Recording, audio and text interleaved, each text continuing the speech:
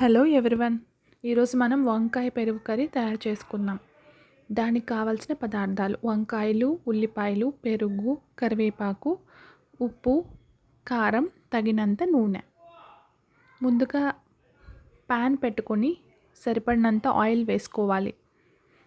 ఆ తర్వాత ఆయిల్ కాగాక ఆవాలు, జీలకర్ర వేసుకొని అవి వేగాక పచ్చి శనగపప్పు కూడా యాడ్ చేసుకోవాలి.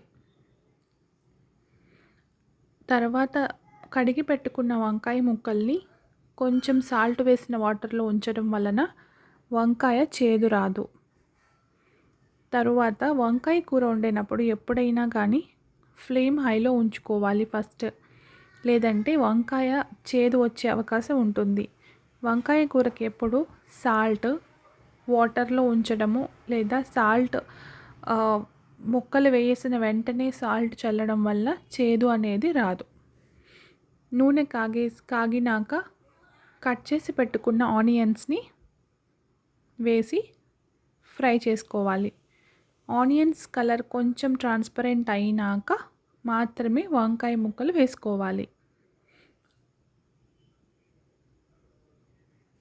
వంకాయ కూరని 20 టైప్స్ తయారు చేసుకోవచ్చు. 20 డిఫరెంట్ టైప్స్లో వంకాయ కూర వండుకోవచ్చు. అది ముందు మన ఛానల్లో మనం పెట్టుకుందాం. సో అందరూ చూస్తారని అనుకుంటున్నాను.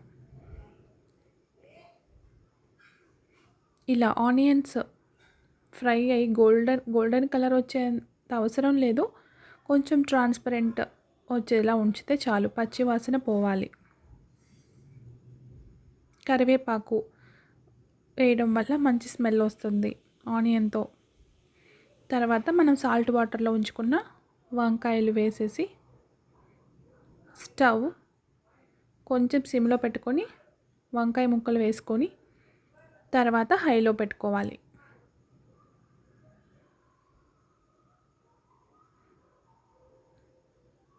మనం చెప్పుకున్నాం కదా, సాల్ట్ వేసుకోవాలి వెంటనే, లేదంటే చేదు వచ్చేస్తుంది. తర్వాత మిక్స్ చేసుకొని వంకాయ ముక్కల్ని సాల్ట్ని కొంచెం ఫ్లేమ్ హైలో పెట్టుకొని కావాల్సినంత పసుపు కూడా యాడ్ చేసుకొని మూత పెట్టుకోవచ్చు.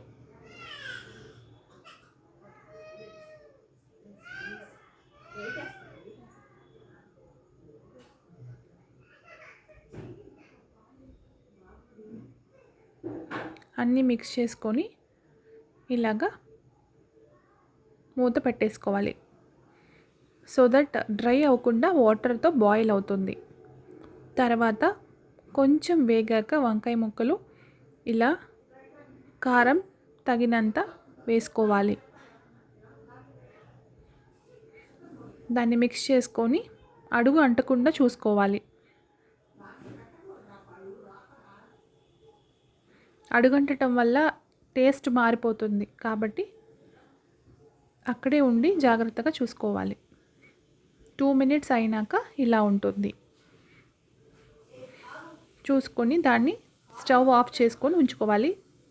స్టవ్ ఆఫ్ చేసినాక 2 మినిట్స్ తర్వాత చల్లబడినాక మాత్రమే పెరుగు యాడ్ చేసుకోవాలి. ఇలా స్టవ్ ఆన్లో ఉన్నప్పుడు ఎప్పుడూ పెరుగు యాడ్ చేసుకోకూడదు. పెరుగు విరిగిపోతుంది, వాటర్లా అయిపోతుంది. కాబట్టి కర్రీ రెడీ అయినాక స్టవ్ ఆఫ్ చేసి వేడి చల్లారినాక మాత్రమే కర్డ్ యాడ్ చేసుకోవాలి.